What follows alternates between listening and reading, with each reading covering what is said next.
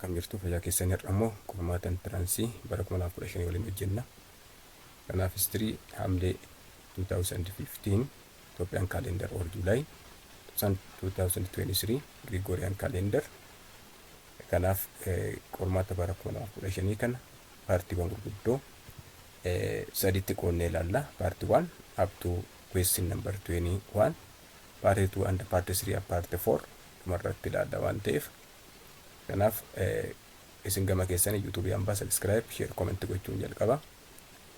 Question number 1, which one of the following was a factor for Oromo population movement of the 16th century? Gaaffii wal armaan gadii keessaa sababa yookiin immoo faaktarii warraaqsa uummata Oromoof sababa kan ta'e kam jaarraa 16ffaa keessatti jedha. Is a desire to expand Oromo religion. Eensaa maal jedha? Fedhii amantii Oromoo bal'isuudhaaf qabanidha. No, the desire to find a new pasture for cattle. Kanaaf horii isaanii lafatiif kannaa barbaadu haaraa barbaaduuf jedha. C, the need to expand the tax base of the Oromo. Gibira Oromoo irraa babal'isuudhaaf jedha. D, the demand to establish political control over new areas. So, which one of the following is the factor for the Oromo population movement of the 16th century? B, the desire to find a new pasture for the cattle. The Oromo population movement started because of two important factors. Natural factor when you say increasing the number of Oromo people under their cattle, the Oromo began to search new area for grazing land. What is answer is B. The second factor is man-made factor because of conflict with the Christian kingdom and the Muslim sultanates. Because of this, from the following, the factor for our population movement mean desire to find a new grazing land for their cattle. Kan abdee bikkeenya biita. Question number 2, what challenge did Emperor Sarsadingil face beyond the Marab river in the 1570s? Kanaaf naannaa bara 1570 keessatti mootichi Sarsadingil jedhamu kuni laga Marabiin gamatti maaltu isa qunnameedha? A, Turkish expansionism. B, the disobedience from the Na'abis of Arkiko. C, mutiny among the royal regiment in the province. D, rebellion by local people. So, the main challenge of Sarsadingil in 1570 beyond the Marab River, when we say the expansion of Ottoman Turkey. Kanaaf deebiin keenya eedha. Question number 3, what achievement earned Iyyasu the first the nickname Iyyasu the Great? Kanaaf mootota Gondoriine keessaa isaan beekamoon sadii, tokko Iyyasu Fasilides, Yohannis the first, Iyyasu the first. Iyyasu the first sometimes called or nickname maqaan masoosaa maal jedhama? Iyyasu the Great jedhama. Why? Maaf akka kan argatu taasiseedha. Kanaaf what achievement is earned Iyyasu the first, nickname Iyyasu the Great? A, the successful campaign against Fungi Sultanate in the West. B, the revision of works related to legal code and taxation. D, C, the introduction of new forms of architecture in the city of Gondor. D, the restoration of Gondorian rule over southwestern Ethiopia. Because of this, why this person what achievement earned Iyyasu the first, the nickname Iyyasu the Great? Iyyasu the Great, Iyyasu guddicha jedhamuuf kan isa gargaare maalidha? Sababiin isaa the restoration of the Gondorian rule over southwestern Ethiopia keessaayyuu the area south of Abbai River also added to Gondorine period by Iyyasu the first. As a result, he got the nickname Iyyasu the Great. Kanaaf deebiin keenya dhiita. Question number 4, what helped Qing dynasty in China to gain support of the indigenous Han ruling class? Keessaayyuu Qing dynasty yookiin immoo Qing dynasty jedhama karaa biraatiin deeggarsa warra Han biraa akka argatuuf kan isa gargaare maalidha? Kanaafi because of two important reasons, the Qing dynasty, especially the rule of Manchu in China. Kanaaf bulchiinsi kuni bulchiinsa warra Manchu yookiin immoo Manchuriyaadha. Manchuriyaan immoo akka warra Chinaatti as regarded as considered as foreign dynasty jedhanii yaadu waan ta'eef, but that dynasty goes support from the indigenous Han ruling class because of two important reasons. The first one, the Qing dynasty was powerful and able to control the peasant rebellion. The second one, because of the continuation of Chinese administrative practice by the Qing. Because of this, what helped the Qing dynasty in China to gain support of the indigenous Han ruling class? A. Continuation of Chinese administrative practice by the Qing. B. The successful rejection of unequal treaties by the Qing. C. The introduction of tax on Chinese peasantry. Is the opening of China for foreign trade and civilization by the Qing. Because of this, continuation of Chinese administrative practice by the Qing. Because of this dynasty got support from the indigenous Han ruling class. Kanaaf deebiinsa ta'a. Question number 5. What was the fundamental source of conflict between Charles I and the English Short Parliament? Is English Short Parliament yeroo gabaabaadhaaf paarlaamaan taa'ame kuni English Short Parliament jedhama waan ta'eef in the English Revolution. So what was fundamental source of conflict between Charles I and the English Short Parliament? A. Disagreement on the authority of King to sign treaties without consulting the Parliament. B. Dispute as to whether or not Presbyterian can be head of English Church. C. Disagreement on the nature of union between England and Scotland. D. Dispute over raising taxes to suppress rebellion in Scotland. Kanaaf short parliament namichi kun paarlama walitti qabate. Paarlama kana maal gaafate? Additional taxation idha. For what purpose? To separate or crush rebellion he faced in English Revolution, but the parliament refused to that taxation because of disagreement formed between Charles I and the English Parliament. Kanaaf deebiin keenya diita. Question number 6.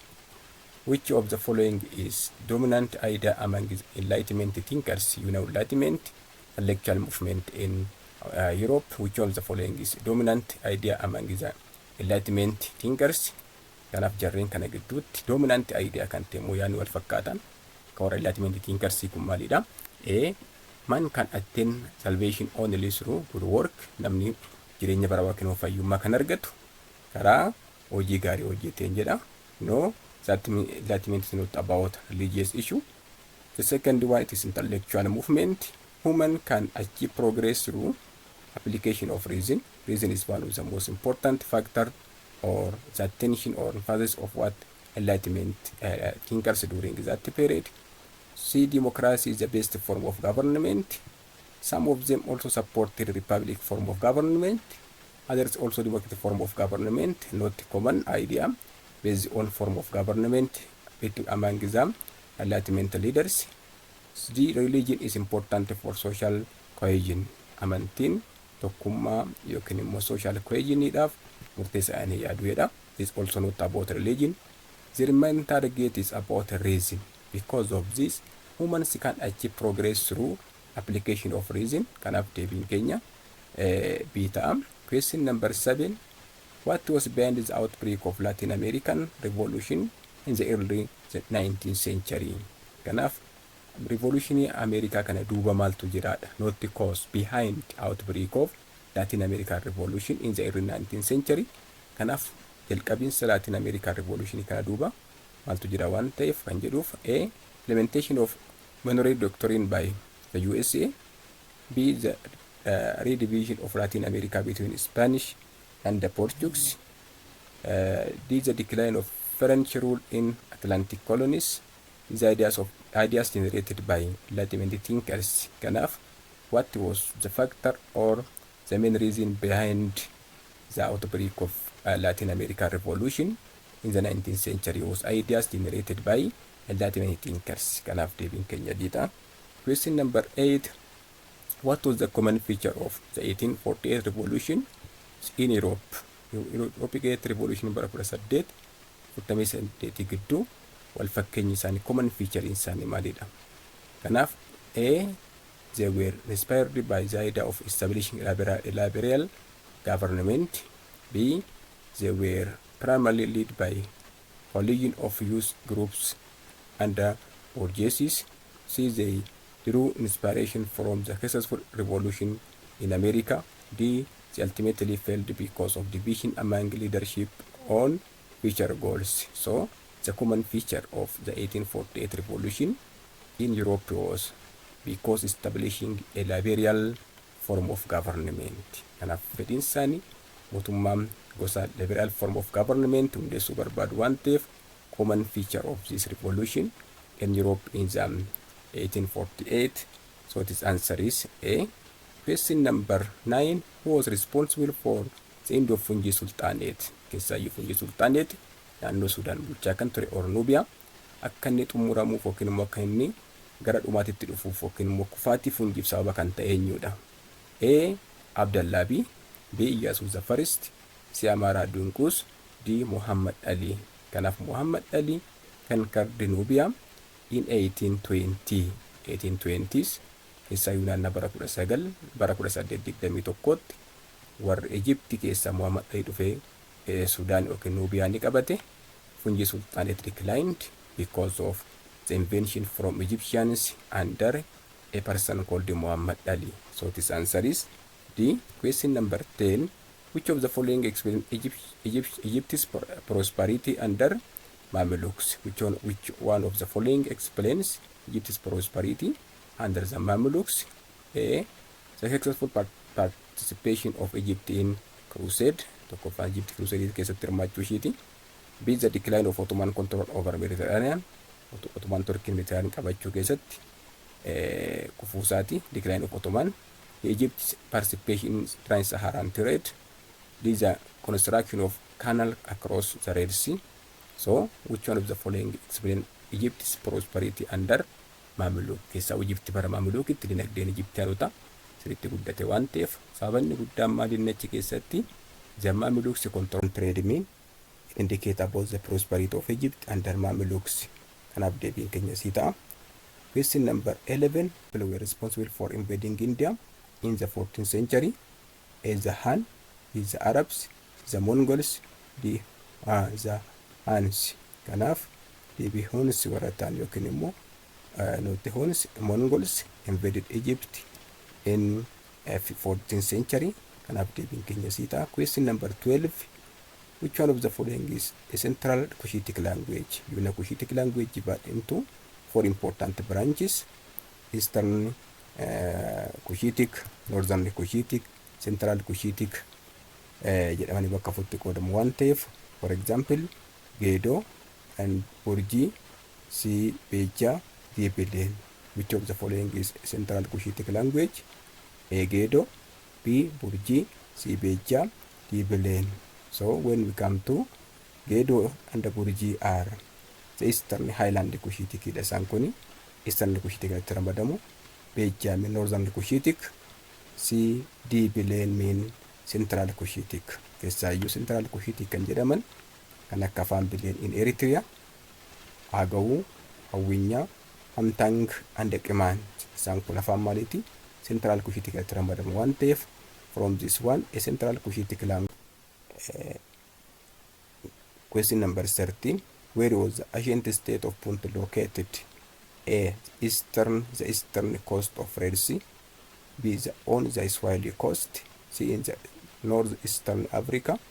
Northeast Africa. D. Along the Ethio-Sudan border lands. So, the exact location of Punt is not known in history, but Punt probably established or formed from these alternatives around the eastern coast of the Red Sea. Kanaaf naannoo eastern coast of Red Sea argama isaati jedhamee yaadama waan ta'eef deebiin keenya A ta'a. 14. What factor facilitates the rise of the Agwe dynasty? Is the popularity that Agaw gained because of the Rocky One churches. B. The increased interaction of the Agaw elite with Aksumite court. D. The spread of Christianity among the Agaw populations.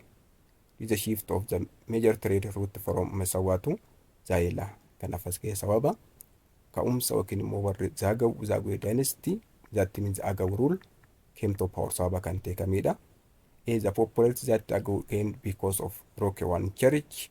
This one is after Zagwe came to power. Kun sababa ta'uu hin danda'u. Kun eessaayyuu manni amantaa One church yookiin Church of Lallibala constructed after the Zagwe came to power. The factor for the rise of Zagwe dynasty dhagaafachuu waan jedhuuf be increased interaction of the Agaw elite with the Aksumite court. Case of the founder of Zagwe dynasty was Mara Taglamanut. This person came to power. First of all, he was the war general of the king, last king of Aksum called Dilnaod. So, the interaction between Agaw elite with the Aksumite court mean the main factor for the rise of the Zagwe dynasty. Kanaaf deebiin keenya bitaa. Question number 15.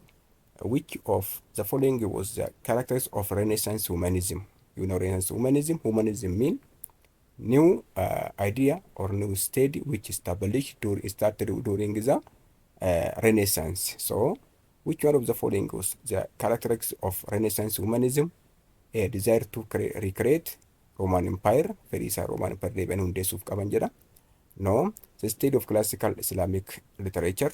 Kanaaf kun Islamic literature qo'achuuf fedhiisaan qaban. D, focus on how to achieve salvation. Keessaayyuu karaa ittiin namni fayyuu danda'u karaa kam akka ta'udha. D, interest in everyday human conditions. Sababii kanaatiif humanism mean new idea or new science or branch of knowledge which started during the Renaissance, especially to study about day-to-day problem of human beings. That mean interest in everyday human condition mean the main feature of Renaissance humanism. So this answer is the question number 16. How did Solomonic rulers of the medieval period in the Ethiopian try to solve the problem of royal succession? Keessaayyuu warri mootummaa Solomoonawaa kun rakkoo isaa mudate karaa kamiin furanidha. Keessaayyuu the main feature of Solomonic dynasty mean succession problem. So succession problem solved by which mechanism? A, by inviting a system of caretaker administration that rule for a few years until final selection of king is made. D, B, by designing the system in which the decision of church leaders on the succession became final.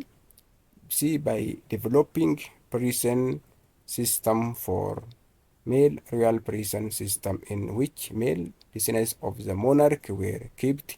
D, by establishing clear rule of succession. So, keessaayyuu warri Solomoonawaa kun rakkoo isaa muddate kan isaan furan maal gochuudhaani? By constructing royal prison at Ambagishen.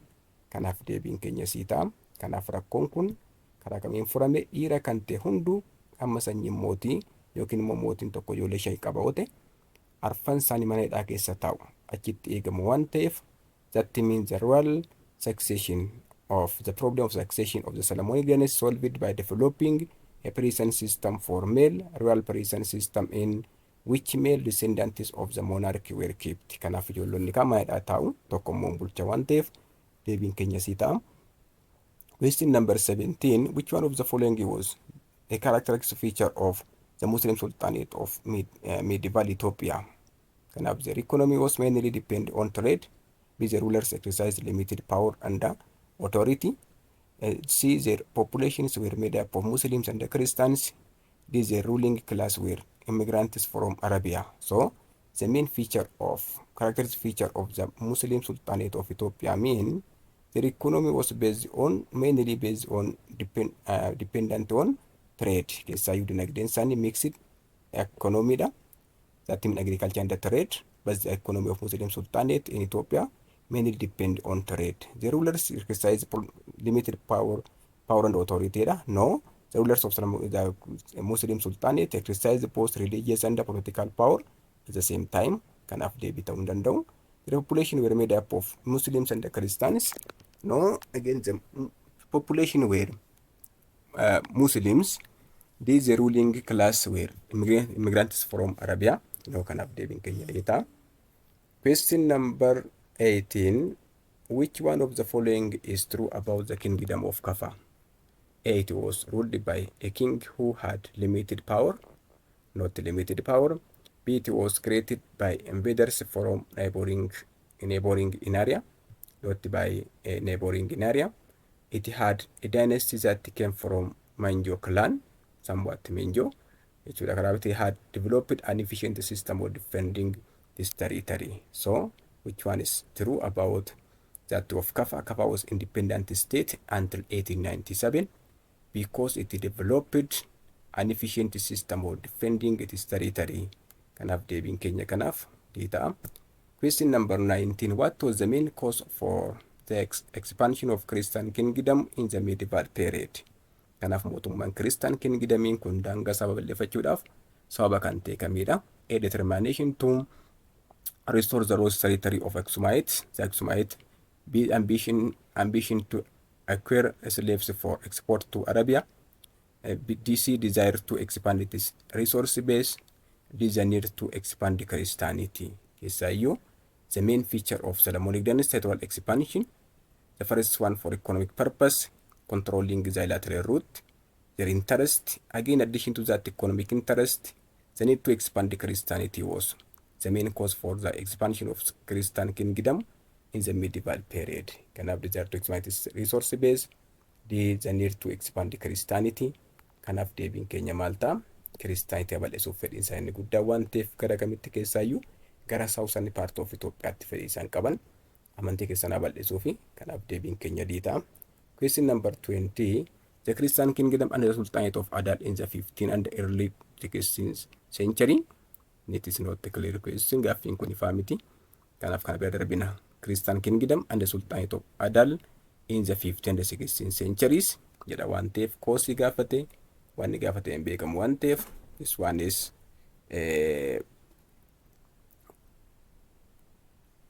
question number 21. What was the factor that led to the decline of Gada institution among the Oromo of Gibe region? What was the factor that led to decline of Gada institution among the Oromo of Gibe region? A. Political influence of Sudanese state of Ethio-Sudan border. B. The shift of economy from pastoralism to agriculture. C. Warfare under the rise of powerful war leaders. Is the conquest of region by the force of Menelik. No, because of this for transformation of Gada system, decline of Gada system, there were different factors. The first one, Oromo occupied vast area. The Gada system influenced because of different reasons. The first one because of the contact between Oromo and the Omotic state. Ni tokkoffaan isa walitti dhufeenya Oromoon Omotic faana qabu. Lammaffaan the expansion of long distance trade. The sadaffaan immoo the rise of powerful war leaders who ignored the Gada system and assumed the title of Moti and became Moti and or kings in this region. Because of this warfare and the rise of powerful war leaders mean the factor for transformation or decline of Gada system in the Gibe region. Question number 22. Which of the following is not a correct description of long distance trade route of the 19th century Ethiopia? Kanaaf tartiiba isaa kan taane kami which of the following is not a correct description of long distance trade route of Ethiopia in the 19th century? Jireen, Roggee, Harar, Masawwa. This one is not correct. B. Jireen, Saqqam, Soddoo, Aliyyuu Ambaa. Again, this is correct. Basso, Darita, Gondor, Matamma. Again, this is also correct. Bonga, Jireen, Asandaaboo, Darita. Kanaaf long distance Itoophiyaa kun jaarraa 19 keessatti biraanchii gurguddoo lama qaba. Tokkoffaan isaa Bongaarraa ka'a. Bongaarraa Jireen keessaa gara Saqqaa, Saqqaarraan gara dhufee gaafa Saqqaa ga'u bakka lamatti qoodama. Tokko gara Roggee, Aliyyuu Ambaaf eessa dhaqa Harar Dirreedawaa keessaan ba'e Port of Barbaraan Taajuraadha deema waan ta'eef Jireen Roggee Harar not on the same line. Jireenirraa Roggee Harar Hararraa Masawwaa otoo hin taane Barbaraan anda sometimes Taajuraa deema waan ta'eef sirrii kan hin taane isa kana deebiin keenya taasa kanaafi. Kanaaf question number 22A. Question number 23. What was Giuseppe Garibaldi's role in unification of Italy? Namni Giuseppe Garibaldi's role in the unification of Italy kun maalidha? He brought together Pope and the Cavour to work for unification. Again, Pope, so that means the Roman Catholic. Pope is in that case one of the main challenge to them unification of Italy. So we can't avoid it if we don't. Isaan kun challenge guddaadha waan ta'aniif. A. Inspired and lead popular uprising for Italian unification. C. He secured Napoleon the third diplomatic support for Italian unification. D. He deepened Italian national consciousness for what consciousness for through his writing. Kanaaf this mean this person lead inspired and the popular uprising for Italian unification. Kanaaf deebiin keenya biitaa. Question number 24. How did Congress of Vienna of 1850 lay the ground for German unification? A. It made Prussia leading German state of the Confederation. B. It brought different German states under one customs union. D. It made German an official language for Confederation. D. It created German Confederation led by Austria. So the main contribution of Vienna Congress in German unification, that it created German Confederation led by Austria, which facilitated the German unification by Vienna Congress of 1815. Kanaaf deebiin keenya diita. Question number 25. Which of the following was a consequence of American Civil War? Industrialization of American economy, decolonization of the South by the North, or North South-dhaan, or South North-dhaan koloneeffatamuu isaanii jedha. Toleration of slavery in some part of the South, no toleration, abolition of slave trade, slavery, the main consequence of the American Civil War. The end of racism across the whole of United States.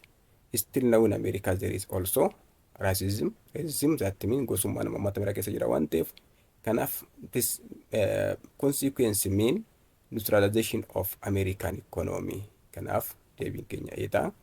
Question number 26. Which of the following process contribute to the emergence of the Eastern question? Eastern question, when you say the conflict again between the Ottoman, Turkey, and the Balkan nations.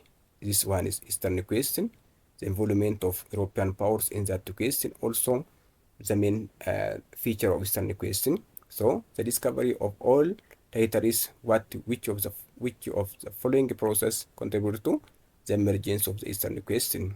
The discovery of oil territories ruled by the Ottoman Empire, with a rivalry between Ottomans and Russia for the control of Mediterranean, the targets to control the Eastern Balkan region.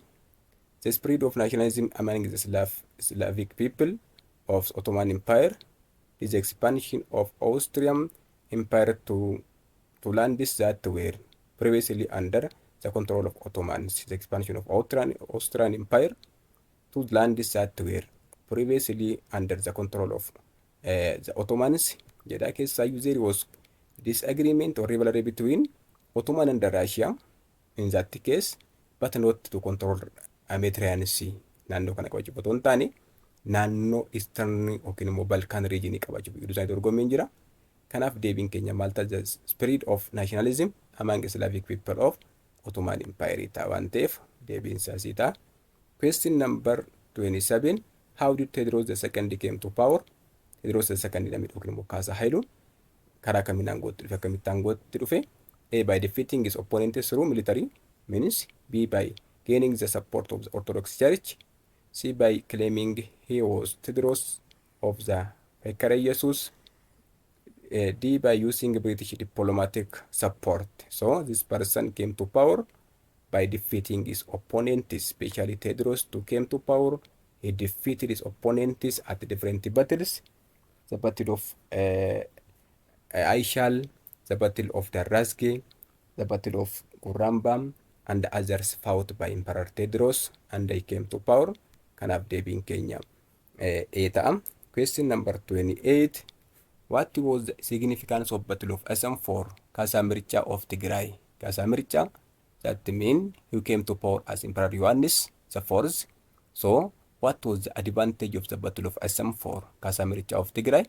It convinced the British to support him in his bid to become emperor. B. Kanaaf inni kun gargaarsa British biraa argachuudhaaf British amansiisedha. No, helped him defeat a major rival and hence became emperor. C.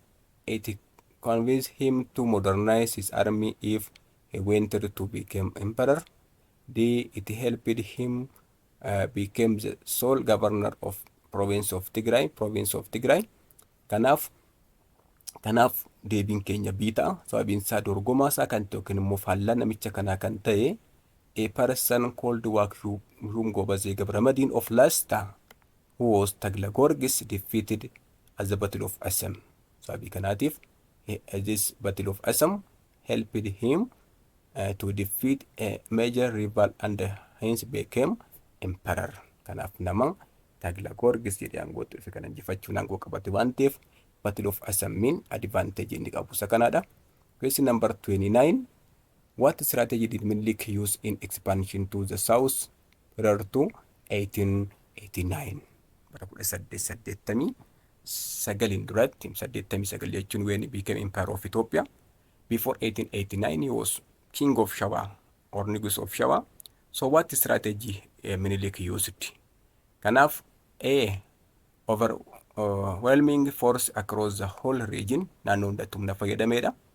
No. B. Force for state societies but negotiation among non-state peoples warreen state ta'an gubbaarratti yookiin immoo state yookiin bulchiinsa kan qaban faana walitti state force fayyadameedha. Warra immoo kaan biratti negotiation fayyadameedha. No. Combination of diplomacy and the force across the whole region. D. Peaceful method among the Christians but force in non-Christian areas. Minilik territorial expansion had two important methods: peaceful submission and forceful subjugation. Karaa peaceful submission karaa fedhaatiin yookiin immoo karaa nagaatiin qabachuudhaaf humna fayyadamuudha. Kanaaf combination of diplomacy that in peaceful submission and force across the whole region. Kanaaf naannoo kanatti immoo maal fayyadamuudha? Peaceful forceful subjugation. Kanaaf deebiin keenya C ta'a. Kanaaf C answer. Question number 13. Why did Article 17 of Wuchale Treaty became a source of conflict between Ethiopia and Italy?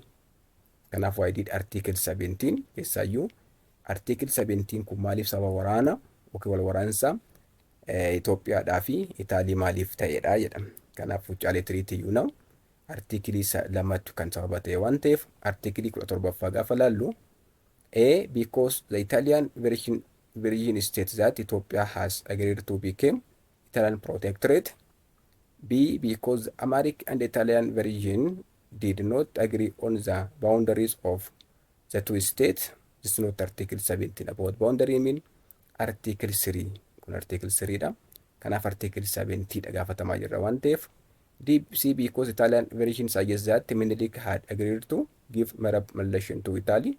No. D. Because the Amharic and Italian version did not agree how long Italy should stay in Masawa. No. Because of this, Article 17 became source of conflict between Ethiopia and Italy.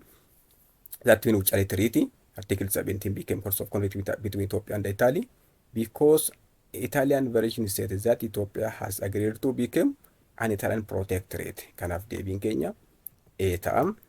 Question number 31, the last question for this video. Which of the following southern state exercised extensive influence in the area of south of Abbaay before the 14th century? State armaan gadii keessa naannoo south of Abbaayitti kan qabatee yookiin bulchaa ture kamidha? A. Daamot, B. Bizamo, C. Hadiyyaa, D. Inaariyaa. Kanaaf south of the region or area south of Abbaay was ruled by the state which now as or called Daamot. Kanaaf deebiin keenya Daamot ruled the area south of Abbaay before the 14th century. Kanaaf walumaa galatti gaaffii paartii 1 bara 2000 gaaffii intiraansii bara 2015 kana fakkaata. Yeroo ta'an immoo paartii 2 fi 3 isin qabadhee dhiyaadha waan ta'eef isin gama keessaniin informationiin yookiin immoo uploadiin keenya barattoota keenya bira akka ga'uuf YouTube yaan subscribe, share, comment gochuun dagatina. Galatooma.